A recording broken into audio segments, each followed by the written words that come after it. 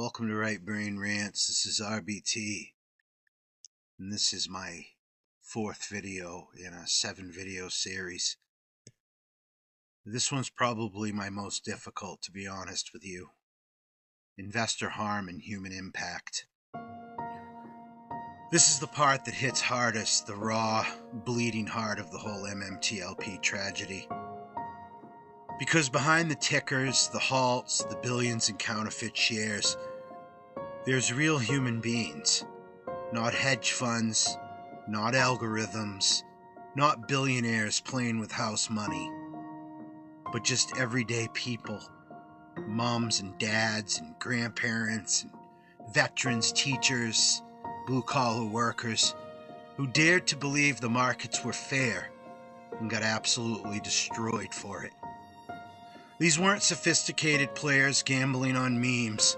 These were regular folks who did their homework on Torchlight Energy, held through the merger with Metamaterials, and got those preferred shares as a dividend for the Next Bridge Hydrocarbons spinoff.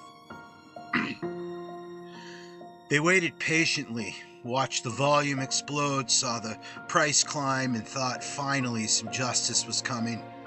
A private asset with real oil reserves.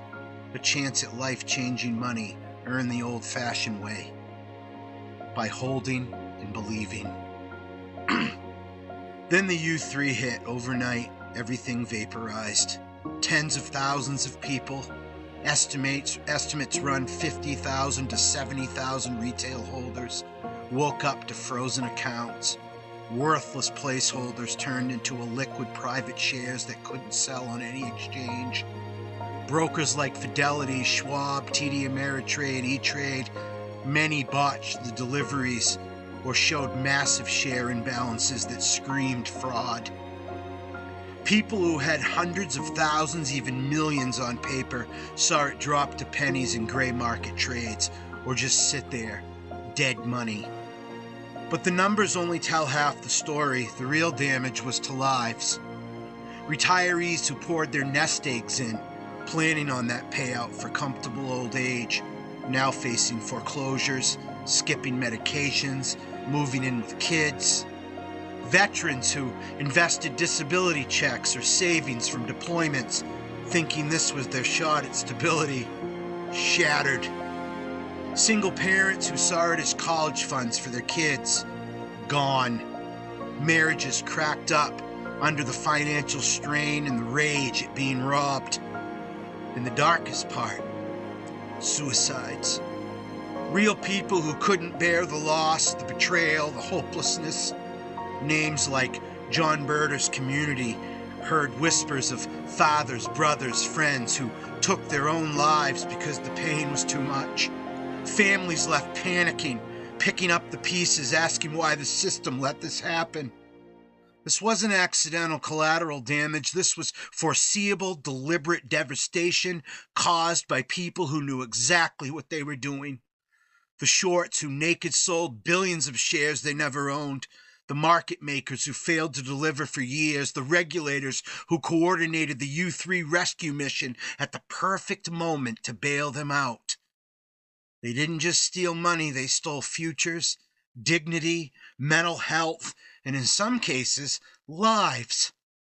And they did it with zero remorse, hiding behind corporate action confusion while counting their saved billions. These victims didn't break rules, they didn't leverage up or gamble recklessly. They held legitimate shares in a system that was supposed to protect them. Instead, they got sacrificed to protect the predators at the top. The same ones who walk away richer, untouchable, laughing behind closed doors. The human impact of MMTLP isn't statistics. It's shattered dreams, empty bank accounts, therapy bills, funeral arrangements. It's a community of survivors still fighting years later on X, in private chats, at protests outside the SEC, because no one else will. They've turned grief into fury, demanding justice is never coming unless they force it. This is what evil looks like when it wears a suit and hides behind regulators.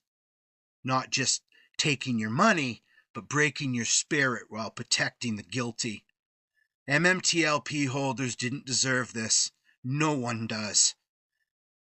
And the fact that people responsible sleep fine at night, that's the real crime.